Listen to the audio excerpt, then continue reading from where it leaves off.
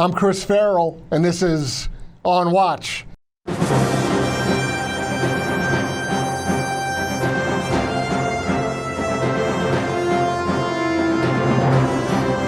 Welcome to On Watch, everybody, the Judicial Watch podcast, where we go behind the headlines to report on news and information that the mainstream media probably doesn't want you to know about.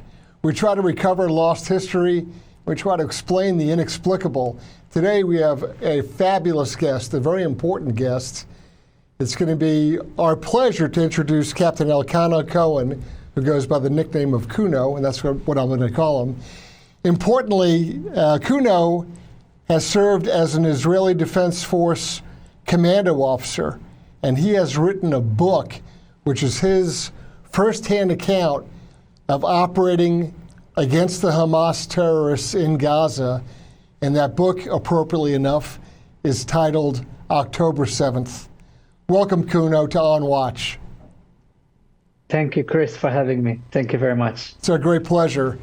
You've got strong support from Judicial Watch and from literally millions of our supporters here in the United States for how Israel is defending itself from a brutal, horrific terror attack October 7th. We're almost up to the anniversary. We're about a month out, 11 months in from, arguably an attack, a vicious terrorist attack on scale or on par, actually worse than proportionally, our own attacks back on 9/11, 23 years ago. Kuno, first of all, I want to get an understanding of your professional experience as an officer, as a soldier in the IDF. How is it that you came to be a commando and came to be a commissioned officer? Yes. So first of all, thank you for having me. It's a privilege for me. Thank you. It's great to know that we have that support. It's meant a lot. So thank you for that. You asked me how I became a commando officer. So in Israel, first of all, it's important to understand that every teenager, while he finish high school, he's drafting into the army. It's everyone. So you basically finish your high school. You can do a gap year or something like that. But right. after you finishing high school, you're drafting into the army, and then it's divided to different section. You can go through just to regular fighting unit, right, or the intelligence, or etc. Logistics, whatever. Yeah. Yeah. But if we are focusing on the fighting combat unit, right, there is the regular division, and this is, you're not choosing those division. You're getting choose. Sometimes you can say what do you prefer, but this is mostly it's a random thing where you're going to find yourself. And then you have the special unit, and in the special unit, you need to do a physical, mental test. It starts with a drafting into those units, and it starts with a 1 week of a test that takes for 1 week. Physical, mental, also social, to understand who are you and how Sure. can you deal with. And then after you finish that week, you're getting into a training course of it depends which unit, but in my unit, it's one.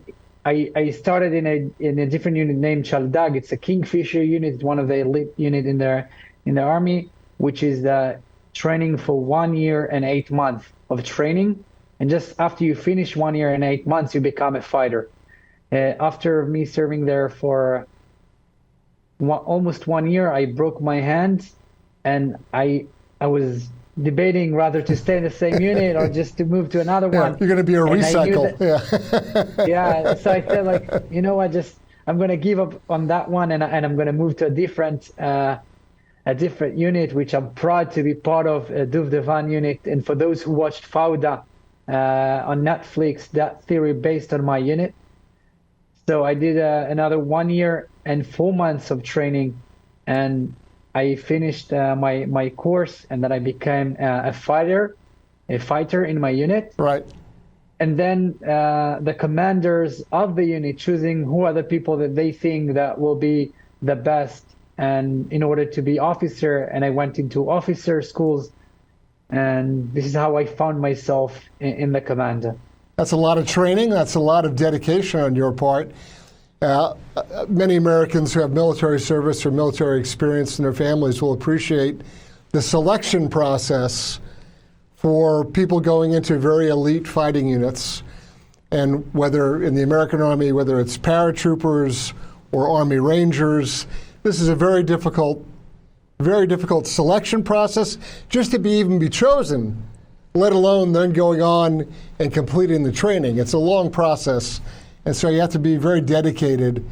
And then again, to be selected for a leadership position, to go to an officer candidate school, it says a lot about you. It says a lot about your strength and your character, and it's a very fine recommendation, obviously, for all that you've done. Thank you, but I think it says a lot about my roots, about my parents, my grandparents. Absolutely. I was well educated, but I think it's regard them, but thank you. Yeah, none of this stuff happens by accident, right? There's a lot of ingredients, there's a lot of different parts that come together. So it's your parents, it's your family, it's your community, and it's you. So it's a lot of things. But so you find yourself as a commando officer, and then, I mean, what is your as a reserve officer, though, where you're operating as a reserve, what are you doing in your regular civilian life when you're not on active duty? Thank you for asking. So I'm a newlywed, an expecting father, a personal trainer, and a student. And last thing that I want to do to participate war, believe me. Yeah. I would like to join with my wife and my family, but unfortunately that day I got called because we heard what happened on October 7th. And soon I will explain everything. But you were right to mention that I'm on reserve. I'm not on active duty.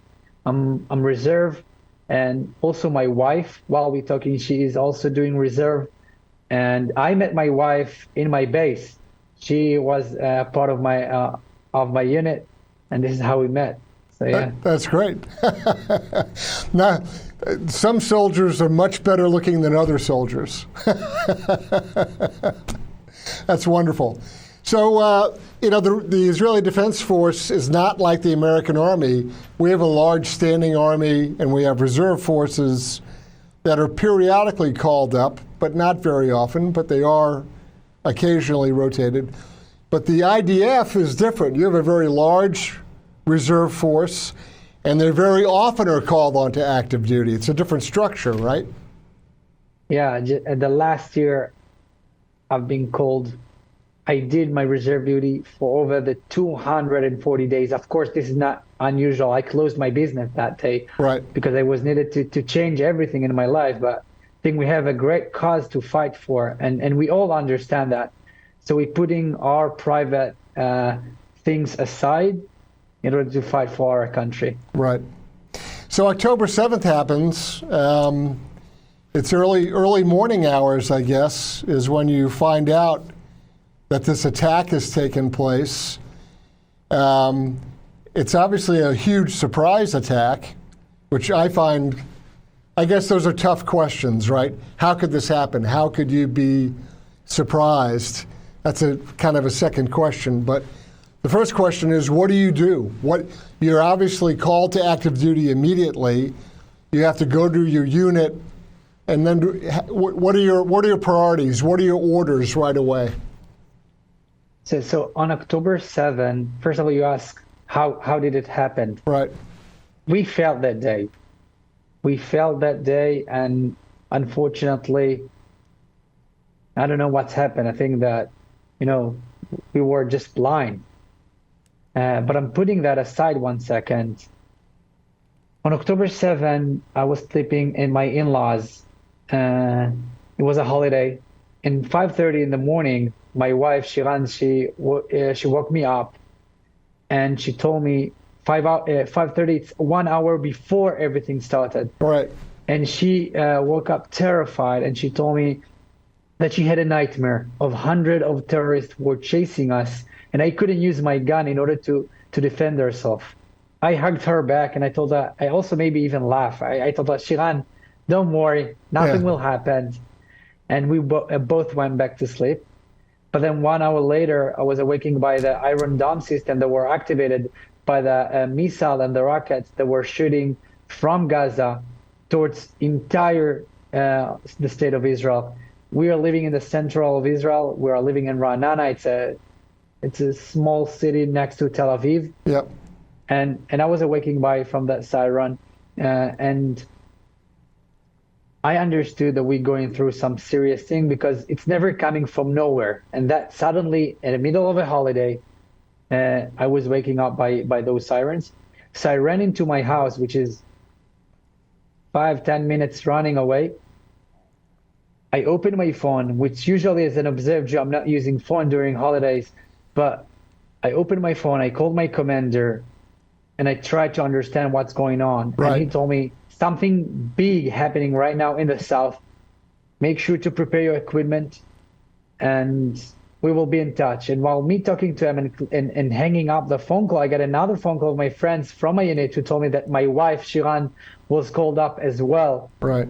So I understood that me and my wife during holiday getting called up. But I can tell you that no question, no hesitation. We knew exactly what we need to do. Yeah. And we both drove to our base right away. So from being called up to the point where your unit is actually ordered into ground combat, urban combat in Gaza, how many days was that?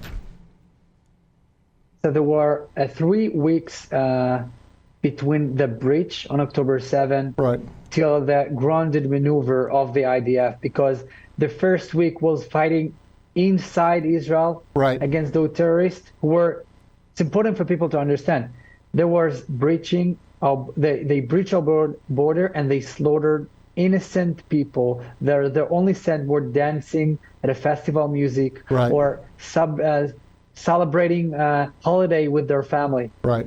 So we were fighting against those terrorists, and then 3 weeks later, we entered to the Gaza Strip. Right. So that period in between, though, there were, I'm guessing, at least hundreds of these Hamas terrorists who had infiltrated into Israel. They made this initial attack. They slaughtered people, women and children. But then some of them, I guess, actually went underground and stayed and operated in Israel and continued violence, sabotage, acts of terror, after so there's October 7th, but there's days afterwards where they're still operating underground in Israel. And I don't think there's necessarily a good understanding. People know that it took 3 weeks, almost a month for the ground invasion, but you had an internal defense problem. You had an internal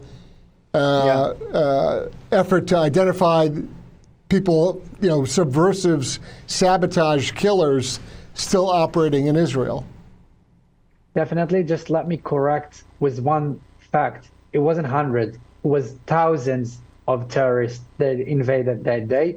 I think it was close to 3,000. Right, but terrorists. I mean, but the ones that stayed in Israel, though. That's what I meant with the smaller number. Yeah.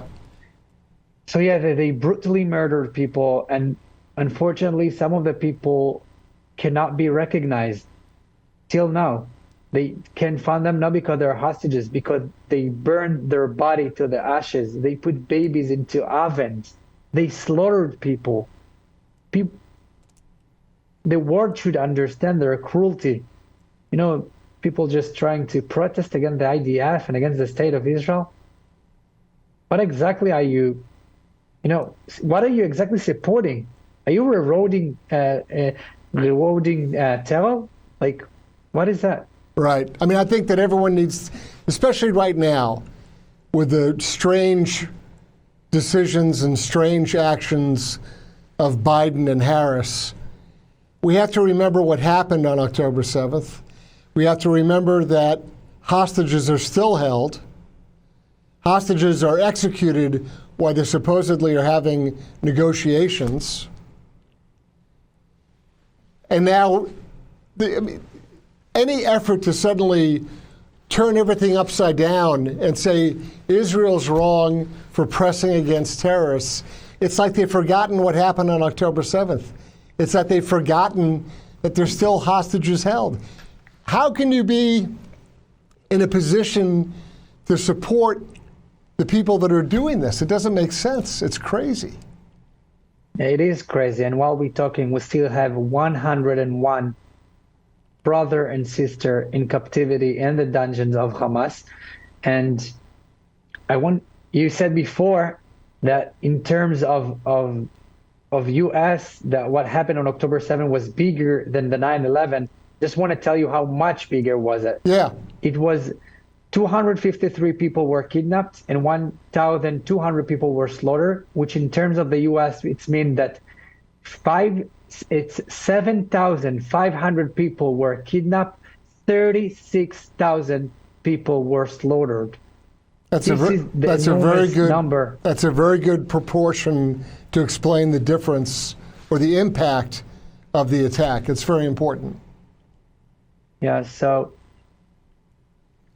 people supporting, and just a few days ago, a week ago, we got another reminder of our cruelty enemy, which they killed those 6 lovely people. I wanted to say their names because for me it's important that people will remember their name. Amen. So their name was Ori Danino, Carmel Gat, Alexander Levanov, Almog Sarusi, Eden Yerushalmi, and Hersh Goldberg Pauling, which is U.S. citizen, as you know. Yep. They all was great people. And if someone want to understand who Hamas actually killing, I highly recommend them to watch Hersh mom funeral speech about him. It's on YouTube, it's in English, it's available for everyone. Just to understand, he was a lovely guy, and they just brutally killed him and shot him after 330 days of being in captivity.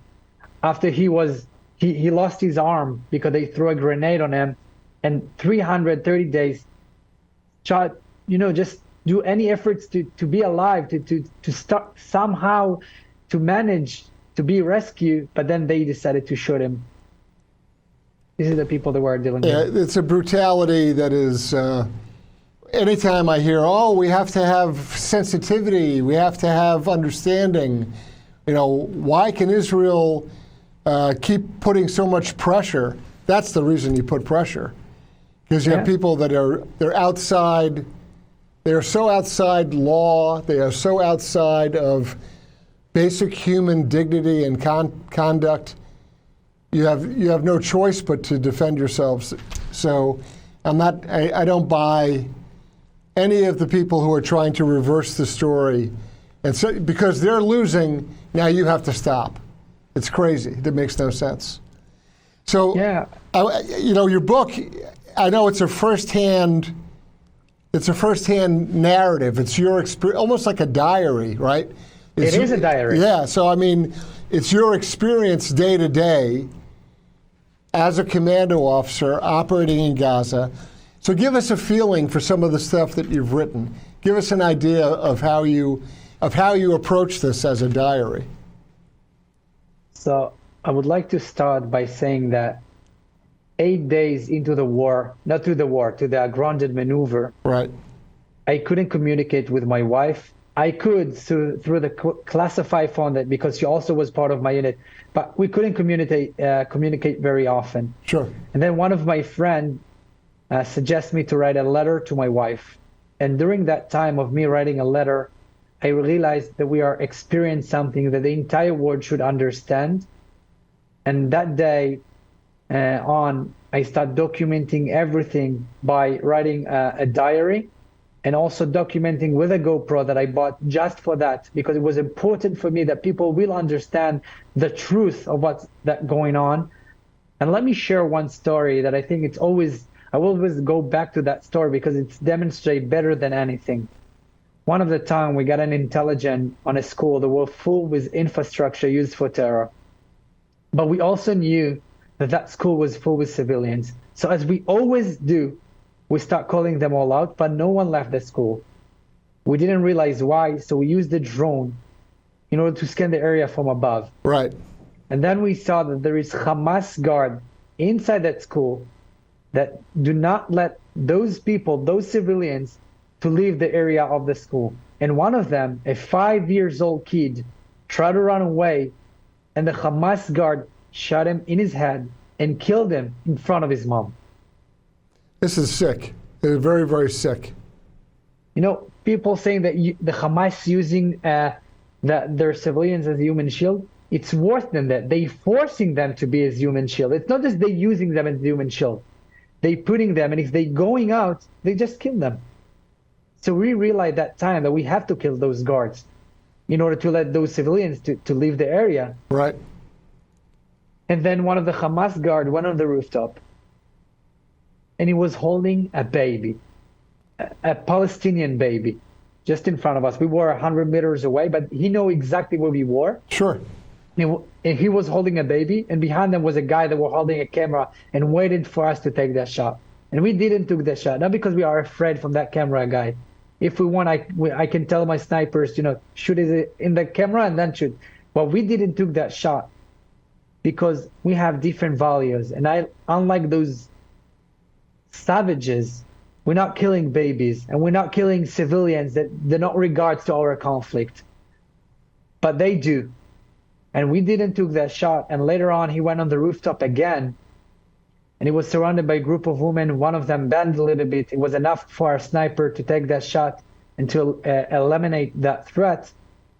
But I'm sharing that because I want the entire world to understand that that time we put our life on the line.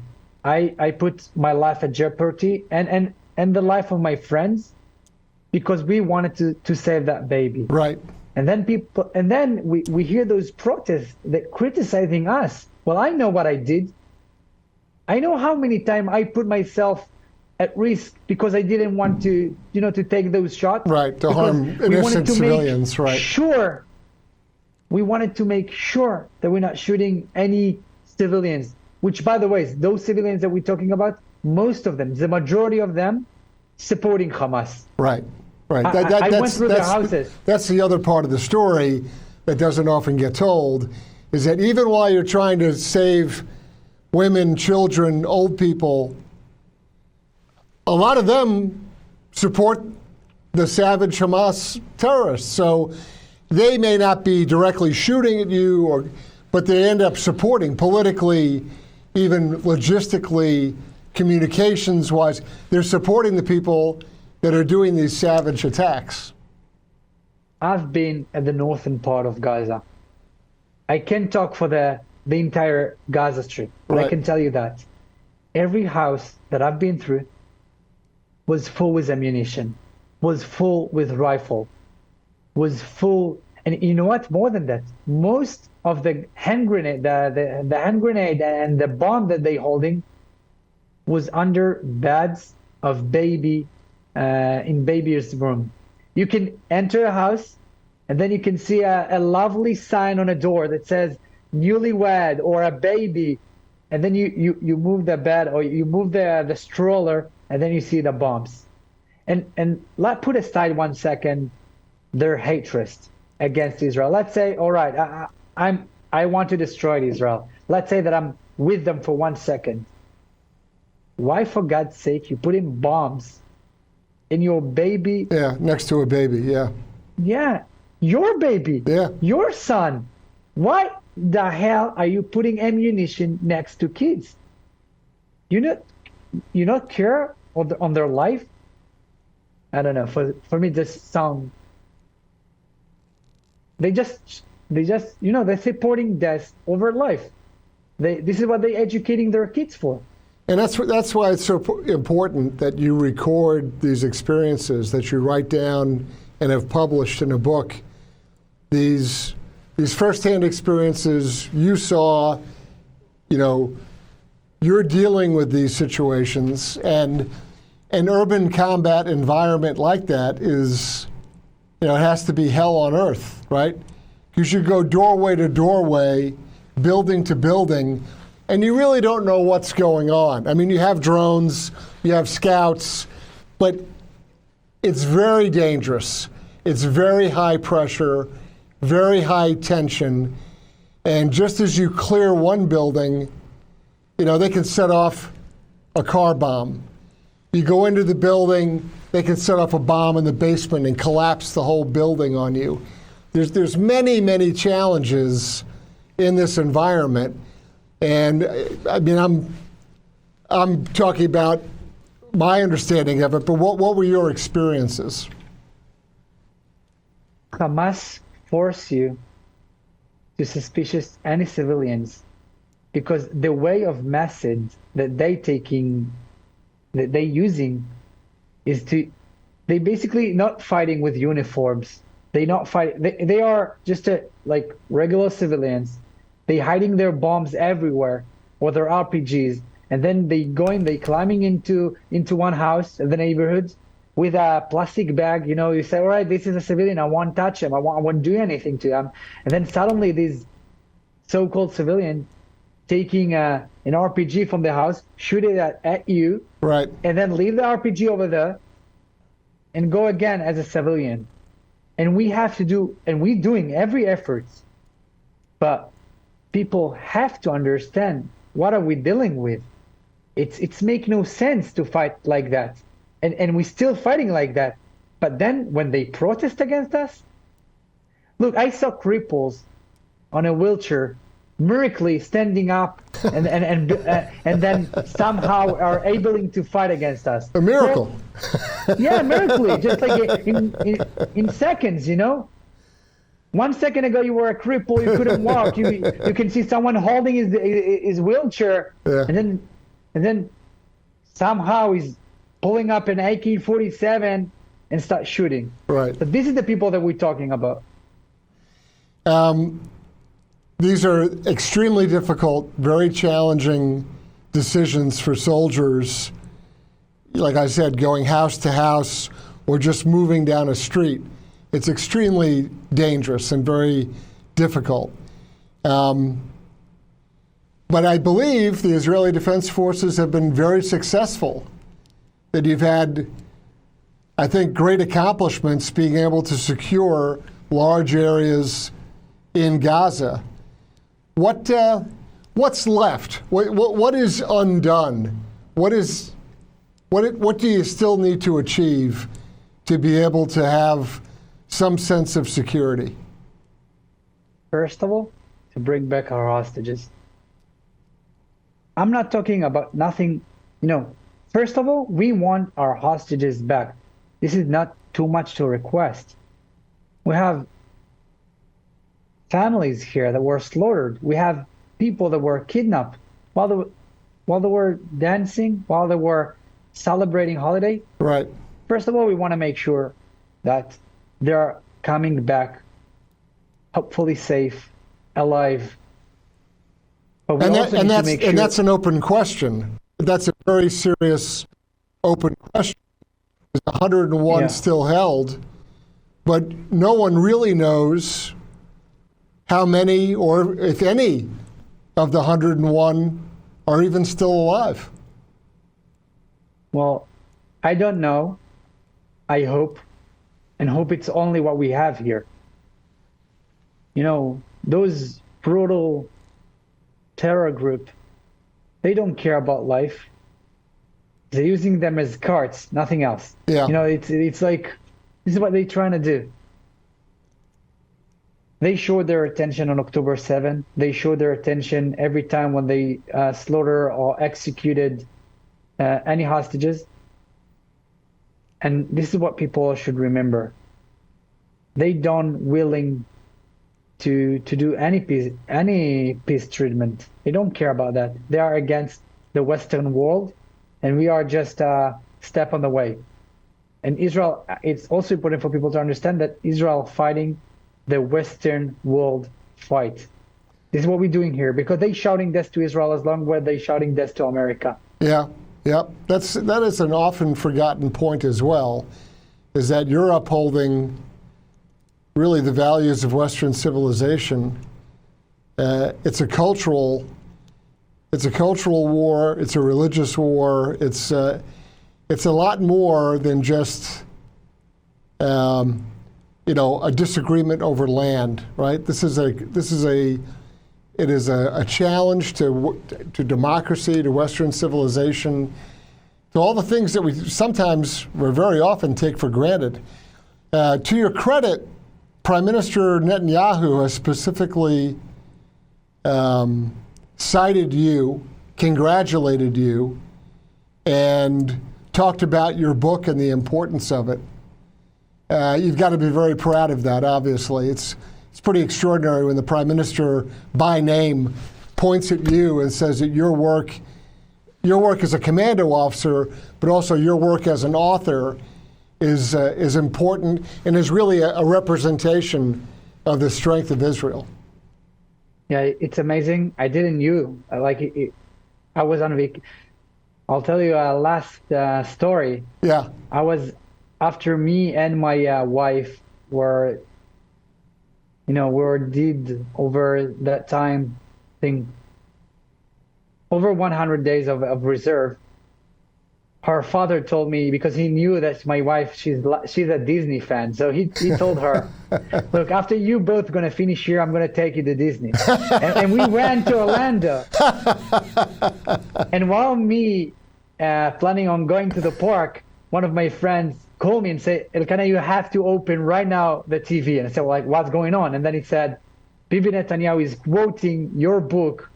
And yeah, it was amazing. And I think it's helped me to understand that it's not just my story. That book, it's our story as a nation. Right.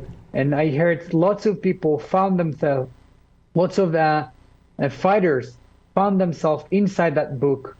And yes, I was honored to hear that Bibi Netanyahu was quoting from my book, and yeah. That's great. That's great. Well, listen, as we close out, I want to encourage all of our viewers and listeners to get a copy of this book. Very appropriately, it's entitled October 7th.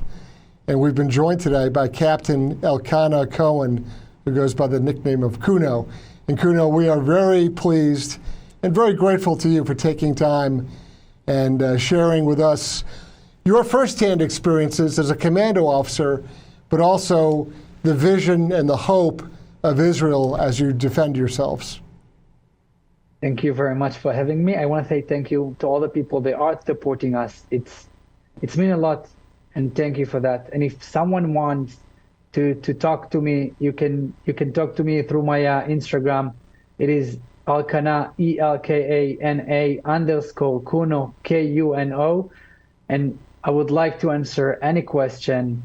And, we're just praying for our hostages to be back and to make sure that nothing like that will ever happen again. So thank you again for having me, and thank you for the support. That's great. Thank you again, Kuno. We appreciate you joining us. I'm Chris Farrell on Watch.